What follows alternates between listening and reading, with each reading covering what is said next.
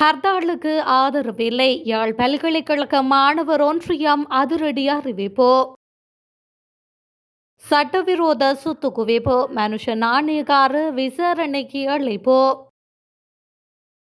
வீட்டை விட்டு வெளியேறும் மகிந்த தொடரும் ராஜபக்ஷ குடும்பத்தின் பரிதாப நிலை.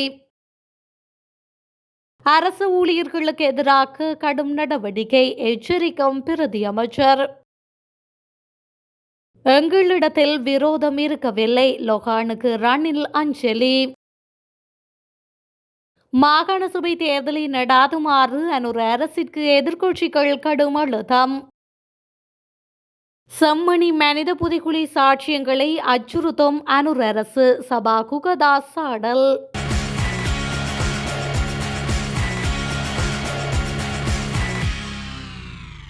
யாழ் பல்கலைக்கழக மாணவர் ஒன்றியமானது ஹர்த்தாலுக்கு ஆதரவினை வழங்கவில்லை என ஒன்றியத்தின் செயலாளர் தேவதாஸ் அனோஜன் தெரிவித்துள்ளார். அவர் மேலும் தெரிவிக்கையில், தனியொரு அரசியல் கட்சியின் ஹர்த்தாலுக்கான அழைப்பிற்கு பல்கலைக்கழக மாணவர் ஒன்றியமானது ஆதரவு வழங்க முடியாது. ஹர்த்தாலுக்கு அழைப்பு விடுப்பதற்கு முன்னர் இதுகுறித்து பல்கலைக்கழக மாணவர் ஒன்றியம் தமிழ் தேசியம் சார்ந்த அனைத்து கட்சிகள், தொழிற்சங்கங்கள், சிவில் சமூக அமைப்புகள் என்பவற்றுடன் கலந்துரையாடல்களை நடாத்தியிருக்க வேண்டும். அதன் பின்னரேயே ஒரு முடிவுக்கு வந்து பொதுவான திகதியில் ஹர்த்தாலுக்கான அழைப்பை விடுத்திருக்க வேண்டும். இது எதுவும் இல்லாமல் ஒரு கட்சியை சேர்ந்த ஒரு சிலர் தன்னிச்சையாக தீர்மானம் எடுத்துவிட்டு அதற்கு ஆதரவு கோரும் பட்சத்தில் மாணவர் ஒன்றியமாகிய எம்மால் அதனை ஏற்றுக்கொள்ள முடியாது. பல்கலைக்கழக மாணவர் ஒன்றியமானது சுயமாக இயங்கும் ஒரு அமைப்பாகும். வடக்கு கிழக்கில் இருந்து இராணுவ பிரசன்னத்தை குறைக்க வேண்டும். இராணுவத்தின் பிடியில் உள்ள தமிழ் மக்களது காணிகள் மக்களிடமே மீளளிக்கப்பட வேண்டும். இராணுவத்தின் அராஜகம் ஒழிக்கப்பட வேண்டும் என்ற விடயத்தில் நம்மிடம் மாற்று கருத்துக்கள் எதுவும் இல்லை. கடந்த காலங்களில் தமிழ் மக்களது உரிமைசார் பிரச்சினைகளுக்காக பல்கலைக்கழக மாணவர் ஒன்றியமாக நாங்கள் குரல் கொடுத்தமை அனைவரும் அறிந்த விடயமே. ஆனால் ஒரு சில தரப்பு தமது சுய லாபங்களுக்காக மேற்குறித்த விடயங்களை கையில் எடுத்து அரசியல் செய்வதை நாங்கள் ஒருபோதும் அனுமதிக்க விட மாட்டோம். அதற்கு துணை போகவும் மாட்டோம். மேலும் பல்கலைக்கழகத்தில் நாளைய பாடநேர அட்டவணைகள் அனைத்தும் தயாரிக்கப்பட்டுள்ளன. பாடங்கள் உரிய நேர அட்டவணையின்படி ஒழுங்காக நடைபெறும். பல்கலைக்கழக மாணவர்கள் அனைவரும் வழமை போல கற்றல் செயல்பாடுகளில் ஈடுபடுவார்கள் என அவர் மேலும் தெரிவித்துள்ளார். நிதி குற்ற புலனாய்வு பிரிவின் சட்டவிரோத சொத்துக்கள் புலனாய்வு பிரிவுக்கு முன்னாள் அமைச்சர் மனுஷ நாணயக்காரர் அழைக்கப்பட்டுள்ளதாக தெரிய வந்துள்ளது. பண மோசடி சட்டத்தின் கீழ் நடாத்தப்பட்டு விசாரணை தொடர்பாக வாக்குமூலம் அளிக்கவே அவர் எதிர்வரும் 20ஆம் தேதி அழைக்கப்பட்டுள்ளதாக தெரிவிக்கப்படுகின்றது. இந்த சம்பவம் தொடர்பாக லஞ்சம், ஊழல் மற்றும் வீண் விரயத்திற்கு எதிரான குடிமக்கள் அதிகார அமைப்பின் தலைவர் நிதி குற்ற புலனாய்வு பிரிவின் சட்டவிரோத சொத்துக்கள் புலனாய்வு பிரிவில் முறைப்பாடு அளித்துள்ளார். முன்னாள் அமைச்சர் மனுஷ நாணயக்காரர் தொழிலாளர் மற்றும் வெளிநாட்டு வேலைவாய்ப்பு அமைச்சராக இருந்தபோது சட்டவிரோதமாக சொத்துக்களை சேமித்தார் என்பது குறித்து விசாரணை நடாத்துமாறு முறைப்பாட்டாளர் கோரியுள்ளதாகவும் காவல்துறை தெரிவித்துள்ளது. அதன்படி குறித்த சம்பவம் தொடர்பான விசாரணையில் வாக்குமூலம் பதிவு செய்வதற்காக முன்னாள் அமைச்சர் மனுஷ நாணயக்காரர் எதிர்வரும் 20ஆம் தேதி அழைக்கப்பட்டுள்ளமையும் குறிப்பிடத்தக்கது. முன்னாள் ஜனாதிபதி மஹிந்த ராஜபக்ஷ விஜயராம வீதியில் உள்ள உத்தியோகபூர்வ இல்லத்திலிருந்து வெளியேற சடதியான தீர்மானம் ஒன்றை மேற்கொண்டுள்ளதாக அவருக்கு நெருக்கமான வட்டாரங்களிலிருந்து தெரிய வந்துள்ளது.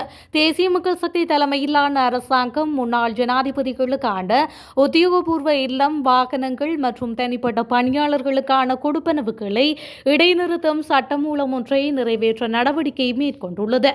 அதன் அடிப்படையில் விஜயராம உத்தியோகபூர்வ இல்லம் தன்னிடமிருந்து பறிபோய்விடும் என்பதன் காரணமாக அதற்கு முன்னதாகவே அங்கிருந்து வெளியேற மஹிந்த ராஜபக்ஷ தீர்மானித்துள்ளார். தற்போதைக்கு கொழும்பு மற்றும் அண்டிய பிரதேசங்களில் அவர் வசிப்பதற்கு பொருத்தமான மாளிகை ஒன்றை தேடி கண்டறிவதில் அவரது பாதுகாப்பு பிரிவு மற்றும் தனிப்பட்ட பணியாளர்கள் முயற்சிகளை மேற்கொண்டுள்ளனர். இதற்கிடையே எதிர்வரும் நாட்களில் அனுர்குமார திசாநாயக்க மற்றும் தேசிய மக்கள் சக்திக்கு எதிரான பிரச்சாரங்களை தீவிரப்படுத்த மொட்டு கட்சி தீர்மானித்துள்ளது. தவறு செய்யும் அரசு ஊழியர்கள் யாராக இருந்தாலும் அவர்களுக்கு எதிராக கடும் நடவடிக்கை எடுக்கப்படும் என்று பிரதி அமைச்சர் சுனில் வட்டக்கல தெரிவித்துள்ளார். தனியார் வானொலி ஒன்றின் அரசியல் நிகழ்ச்சி ஒன்றில் கலந்து கொண்டு கருத்து வெளியிடும் போதே பொதுமக்கள் பாதுகாப்பு பிரதி அமைச்சர் சுனில் வட்டக்கல மேற்கண்டவாறு குறிப்பிட்டுள்ளார். தொடர்ந்தும் கருத்து வெளியிட்ட அவர், காவல் திணைக்களத்தில் தற்போதைக்கு 21,000 வெற்றிடங்கள் நிலவுகின்றன. ஆயினும் அதனை கருத்தில் கொள்ளாது தவறு செய்த 300 காவல்துறையினர் பணியிடை நீக்கம் செய்யப்பட்டுள்ளனர். அதேபோன்று தவறு செய்யும் அரசு ஊழியர்கள் எவராக இருப்பினும் அவர்களுக்கு எதிராக கடும் நடவடிக்கை மேற்கொள்ளப்படும். அரசியல்வாதிகள், அதிகாரிகள், பொதுமக்களை இணைக்கும் செயல் திட்டம் ஒன்று விரைவில் நடைமுறைப்படுத்தப்படும் என்றும் பிரதி அமைச்சர் சுனில் வட்டக்கல தொடர்ந்தும் குறிப்பிட்டுள்ளார். இதேவேளை அரசு ஊழியர்களுக்கான சம்பள உயர்வு எதிர்வரும் வரவு செலவு திட்டத்தில் அதிகரிக்கப்படுவது தொடர்பில் வாக்குறுதி வழங்க முடியாது என கமத்தொழில், கால்நடை வளங்கள், காணி மற்றும் நீர்ப்பாசன அமைச்சர் லால்காந்த தெரிவித்துள்ளார். கடந்த 5 வருடங்களுக்கு முன்னர் எவ்வாறு இருந்தது என்று தெரியாது, ஆனால் இன்று அதிகரிக்கப்பட்டுள்ளது. உங்களுக்கு சம்பளம் அதிகரிக்கப்பட வேண்டும். ஏனென்றால் அதிகரிக்கப்படும் சம்பள பண அழகுபடுத்தும் நிலையங்களுக்கு, மதுபான சாலைகளுக்கும் செல்கின்றது. நாட்டில் பணப்புரள்வு நடைபெற வேண்டும். அப்போதுதான் பொருளாதாரம் உயர்வடையும். ஆகையால் சம்பளம் அதிகரிக்கப்பட வேண்டும். தொழிற்சங்க நிகழ்வுகளில் உரையாற்றும் போது பயமாகத்தான் இருக்கின்றது. இப்போது நான் அமைச்சராக இருக்கின்றேன். ஆனால் எனது தொழிற்சங்க தலைமை பதவி மற்றும் அமைச்சு ஆகிய இரண்டையும் பாதுகாத்துக் கொண்டு செல்ல வேண்டியுள்ளது என்று அவர் மேலும் தெரிவித்துள்ளார். யாழ் செம்மணி மனித புதைக்குழி விவகாரத்தில் சாட்சியங்களை அச்சுறுத்தி உள்ளக விசாரணையில் நீதி வழங்குவோம் என அனுர் அரசு பொய்யுரைப்பதாக வடக்கு மாகாண முன்னாள் உறுப்பினர் சபா குகதாஸ் தெரிவித்துள்ளார். இதுகுறித்து அவர் மேலும் தெரிவிக்கையில், செம்மணி மனித புதைக்குழி விவகாரத்தில் சாட்சியங்களை குற்றப்புலனாய்வாளர்களை கொண்டு அச்சுறுத்தி உள்ளக நீதி விசாரணை மூலம் பாதிக்கப்பட்ட மக்களுக்கு நீதி வழங்குவதாக பொது பாதுகாப்பு அமைச்சர் ஆனந்த விஜயபால தெரிவித்துள்ளார். கடந்த கால அரசுகளைப் போல அரசு இயந்திரத்தை பயன்படுத்தி பாதிக்கப்பட்ட மக்களை அச்சுறுத்தலுக்கு உள்ளாக்கி குற்றவாளியை பாதுகாப்பதற்கு அனுர் அரசும் செயல்பட தயாராகியுள்ளது. இதற்கான ஆதாரம் சாட்சியங்களை அச்சுறுத்துவதன் மூலம் நிரூபணமாகியுள்ளது. கடந்த கால அரசுகளை விட மாறுபட்ட இனவாதமற்ற குற்றமற்றவர்களாக அனுர் அரசு இருந்தால் ஏன் சுயாதீன சர்வதேச விசாரணைக்கு அஞ்ச வேண்டும்?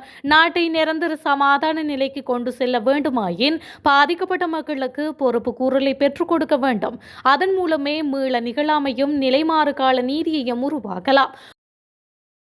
அரசாங்கம் எதிர்க்கட்சியில் அங்கத்துவம் வகித்த போது தேர்தல்கள் தாமதிக்கப்படுவதற்கு கடும் எதிர்ப்புகளை வெளிப்படுத்தியிருக்கின்றது. ஆனால் அவர்களின் ஆட்சியிலும் மாகாண சபை தேர்தல் காலம் தாழ்த்தப்பட்டுக் கொண்டிருக்கின்றது என ஸ்ரீலங்கா சுதந்திர கட்சி தலைமையிலான ஐக்கிய சுதந்திர முன்னணி தெரிவித்துள்ளது.